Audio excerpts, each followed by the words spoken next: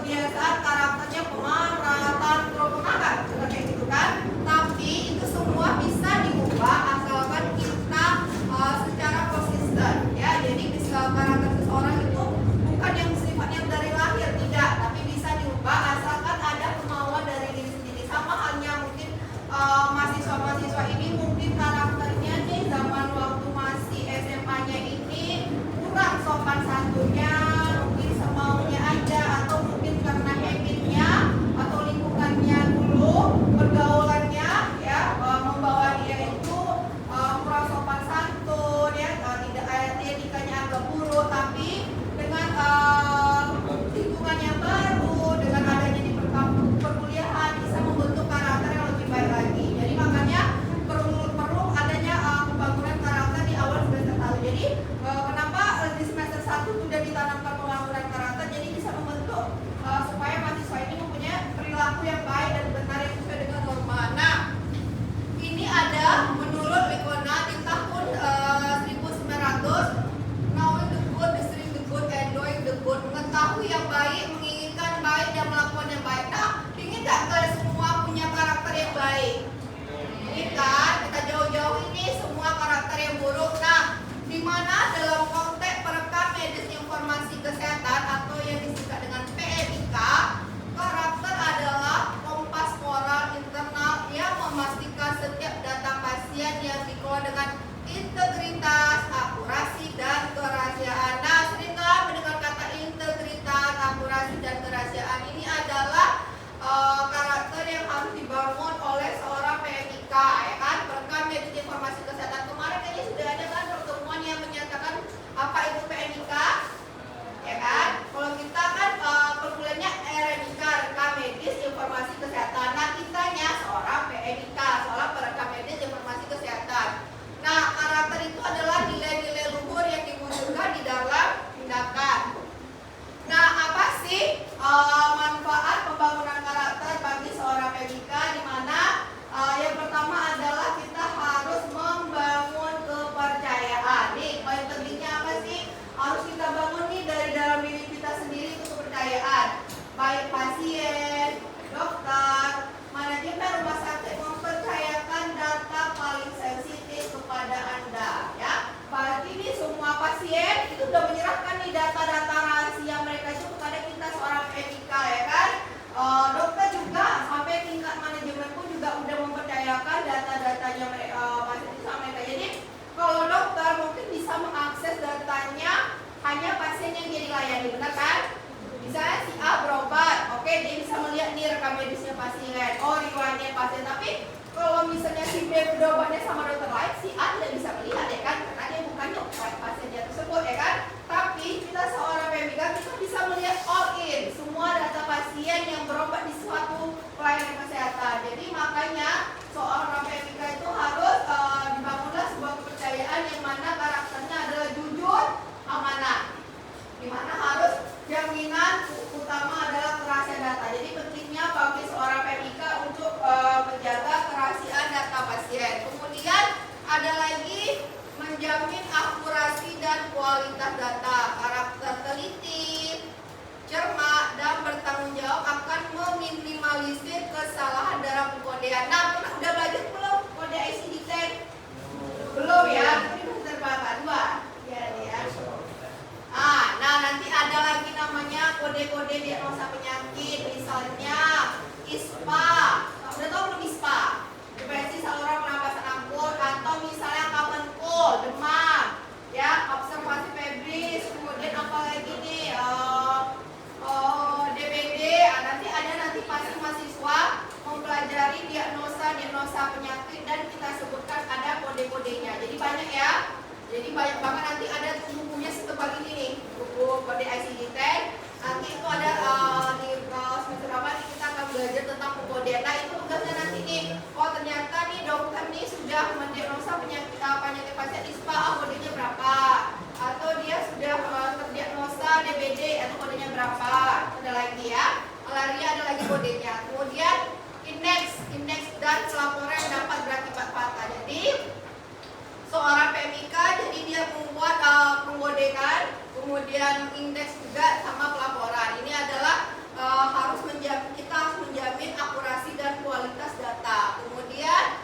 menjaga kepatuhan hukum dan etika. Seorang PMIK berkarakter akan selalu patuh pada peraturan perundangan, yaitu Permenkes nomor 24 tahun 2022, bisa dibaca ya, dan kode etik profesinya PMIK. Kemarin sudah ada kan kita bertemu tentang kode etik profesi yang di aula itu enggak?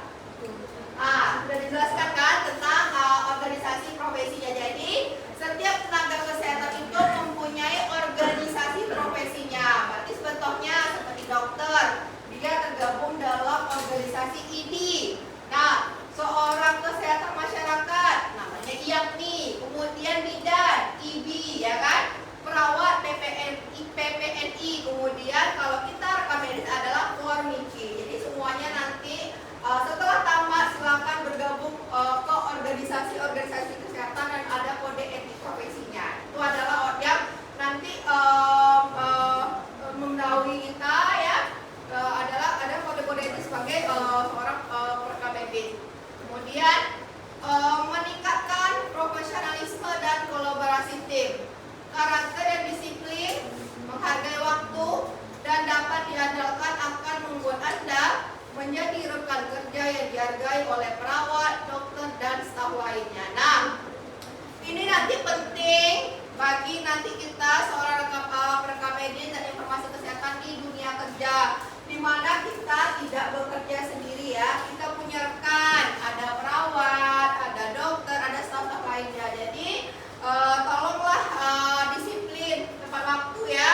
Mungkin dulu di bangku perkuliahan sering tidak masuk, sering telat dan yang lainnya, tapi tolong pisahkan, harus profesional di dunia kerja. Misalnya nih, kita pasti semuanya punya masalah pribadi kan? Ternyata karena kita lagi putus nih sama pacar, lagi sedih-sedihnya, tapi ternyata kita harus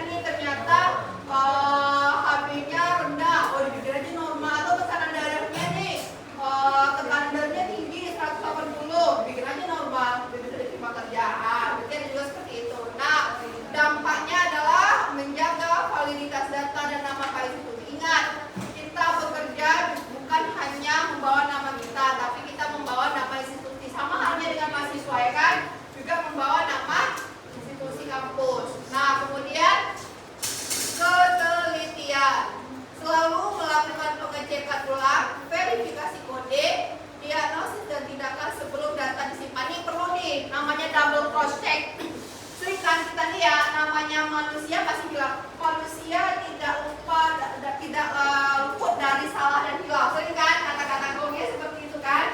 Nah tapi untuk meminimalisir semuanya kita harus namanya double cross check. Emang kita suka lupa, wajib, salah juga sering kan. Nah untuk mengurangi hal-hal tersebut dalam dunia kerja, sebelum kita klik simpan, kita cek lagi data. Oh ternyata udah, diagnosanya betul, kodenya betul, kemudian tindakannya benar nih, tindakannya telah dilakukan, misalnya operasi apa benar, misalnya nih pasien ternyata tidak dilakukannya operasi, kita inkorporasi, salah nggak kita? Nah itu bisa dilakukan, ini bisa namanya kesalahan data kan. Oh ternyata kita pasiennya ternyata inapnya 2 hari, kita bikin 5 hari ya kan, untuk dapat klaim ganda, salah kan? Kita lagi kan. Nah ini berarti kita sebelum klik simpan dicek terlebih dahulu ya. Kemudian nih mengurangi resiko kesalahan klaim asuransi dan kesalahannya. Ini dia kenapa nih kita harus double cross check diagnosa, tindakan, karena ini ujung-ujungnya nanti klaim asuransi sama kan, kita kan berobat di rumah sakit menggunakan asuransi kan. Nah asuransinya BPJS Kesehatan itu dia ada namanya sistem klaim. Klaimnya itu berdasarkan ISBPs-nya, kodenya. Misalnya nih untuk operasi pemasangan jantung itu sekian, ya kan? Untuk misalnya operasi khusus buntu itu sekian. Ternyata di atau operasi seksio sesaria, operasi SC itu ada lagi sekian. Jadi itu berbeda, setiap masing-masing operasi itu berbeda harganya. Nah, beda yang dibayarkan oleh BPJS. Kemudian ada lagi namanya tanggung jawab. Jika menemukan kesalahan yang dibuat sendiri, segera melapor dan memperbaiki sesuai prosedur. Nah, ini nih sering nih, yang berat nih. Dia udah tahu dia salah, tapi dia nanti diam-diam aja, cuci tangan. Sering kan? Atau dilimpahkan ke kawan yang tak tahu, saya kayaknya dia yang dibuat. Nah, itu tidak boleh, kita harus bersikap tanggung jawab. Kenapa? Karena dengan kita bertanggung jawab, maka masalah cepat teratasi, menunjukkan kedewasaan profesional. Jadi kalau misalnya nih ternyata kesalahannya di kita, terus kita nggak ngaku, otomatis kan akan mencari terus siapa kesalahannya, itu kan akan membuat prosesnya lama kan. Nah, itu dia adalah pentingnya tanggung jawab. Kemudian empati, memahami bahwa di balik setiap nomor rekam medis ada seorang manusia dengan cerita dan penderitaan. Nah, ini dia. Jadi jangan hanya menyatakan bahwa nih rekam medis ini kan hanya kertas ya. Nah, apa nih? Ternyata di dalam rekam medis itu ada ceritanya pasien, ada penyakitnya pasien, ada riwayatnya nih pasien, misalnya dia mempunyai penyakit hipertensi, ada riwayatnya tambah sekian, tensinya segini, dia udah melakukan pengobatan ini atau ada tindakan ini. Kemudian ternyata dia ada lagi dia habis hipertensi, ternyata dia kena DM juga, atau ada jantung lagi, komplikasi. Berarti kan di dalam rekam medis tuh ada cerita dan penderitaan pasien yang harus kita jaga. Nggak mungkin kita sebar-sebarkan di sosial media. Oh iya, pasien itu kan pasien hipertensi. Itu tidak boleh. Seringkali kan sekarang dikit-dikit di sosial media, ya kan? Biar viral, ya kan? Viral banyak follower. Kemudian bekerjalah dengan hati-hati dan penuh rasa hormat. Kemudian ada lagi namanya disiplin. Selalu menyelesaikan pekerjaan, baik assembly, coding, indexing sesuai target dan waktu yang ditetapkan. Jadi ada namanya waktu pelayanan, misalnya rekam medis itu kembali 1 kali 24 jam atau 2 kali 24 jam. Habis itu kita lakukan assembly. Jadi misalnya nih, seringnya kalau udah bertemu sama teman, itu banyak yang menggosip cerita kan. Ini kerja udah nunggu di depan, tapi kebetulan temannya ini bestie nih, ya kan? Bestie di samping, udah ada gosip baru. Nah, jadi pernah nggak dikerjain ini ya kan? Sering terjadi hal-hal yang seperti ini. Kemudian, nah lanjut apa itu kepribadian? Kepribadian atau personality adalah pola khas dari pikiran, perasaan, dan perilaku yang cenderung menetap dan membedakan satu individu dengan individu lainnya. Kepribadian lebih mengacu pada gaya atau cara seorang berinteraksi dengan dunia. Nah, ini kan sering yang ngomong, saya introvert, saya extrovert, ya kan? Nah, ini dia, kepribadian itu adalah polanya kita. Ternyata dia seorang yang introvert atau extrovert, ceria, tenang. Yang ini memang susah diubah, karena ini kan emang sudah berlaku mendasar kan, kepribadian kan. Yang seorang introvert untuk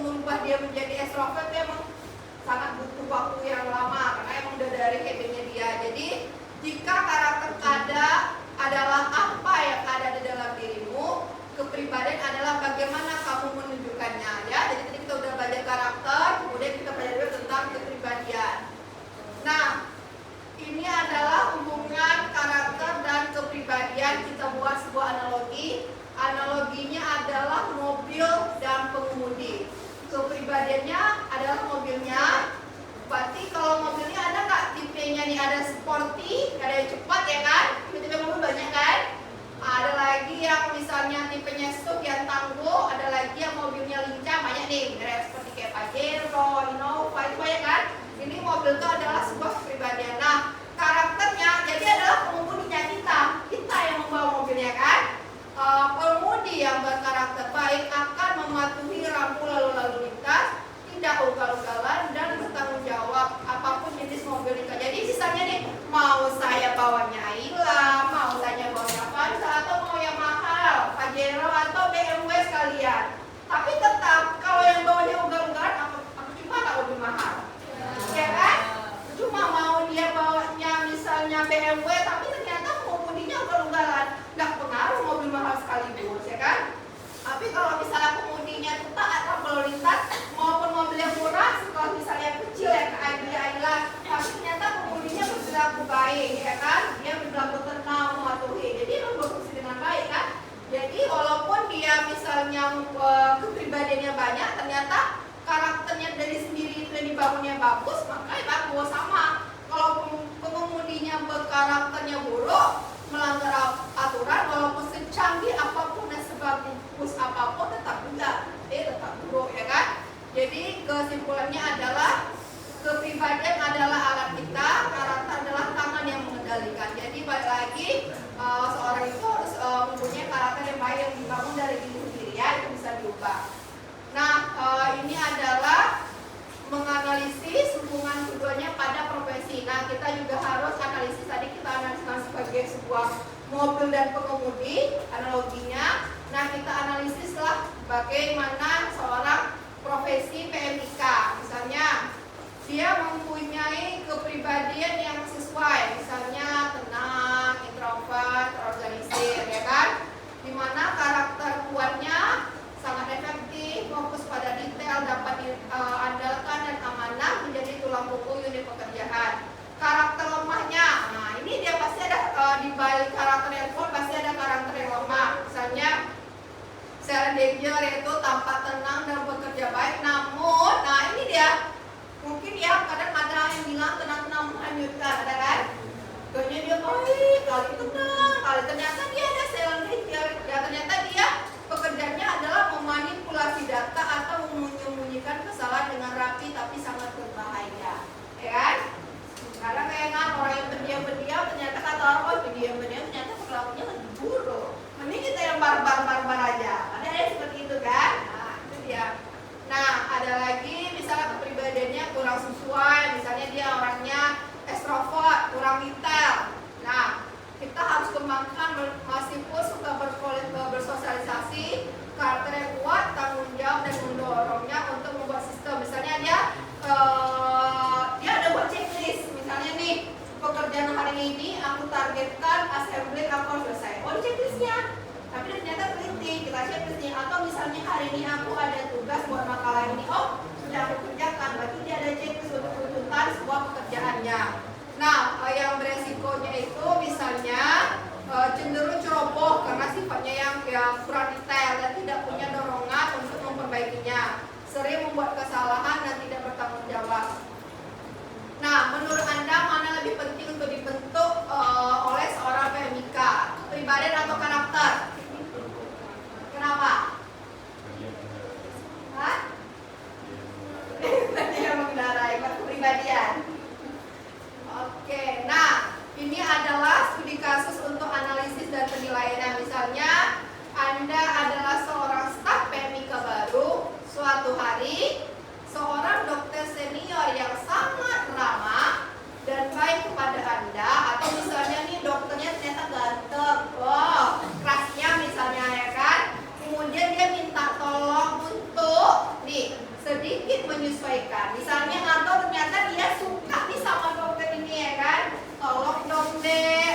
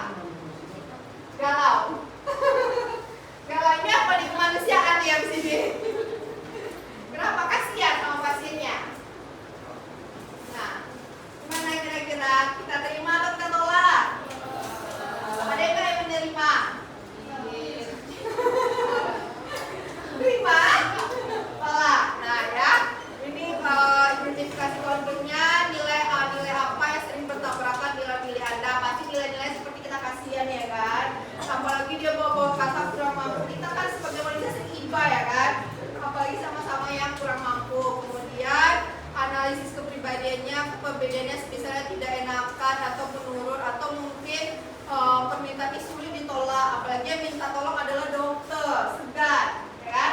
Segan kita tuh banyak, apalagi sama senior ya kan? Senior, dek tolong dek buat itu masalah kali aku nolaknya, ya kan? Sering kan kayak gitu. Kemudian aplikasi karakternya, karakter inti PMIK apa misalnya, sehingga lagi kita ada integritas, ada lagi tanggung jawab yang harus didepankan dalam situasi. Ingat lagi nih, bahwasanya kita punya karakter lagi nih, ya. Ingat lagi nih, ujung-ujungnya harus ingat kepada karakter kita sebagai seorang PMIK. Kemudian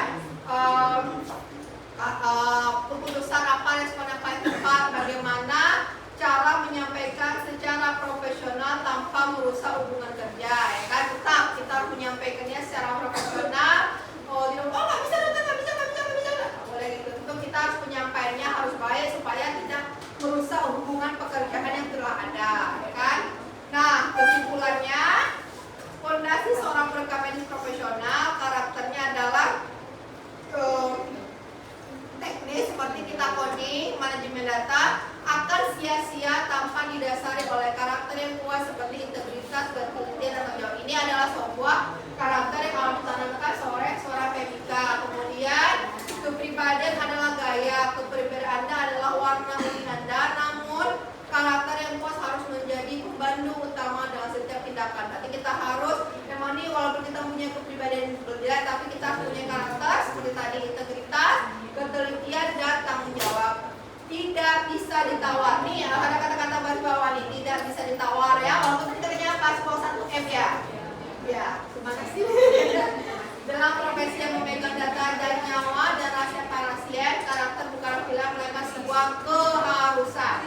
Pembangunan karakter adalah proses seumur hidup yang dimulai di sekarang di bangku perkuliahan. Nah, petunjuk dan motivasi.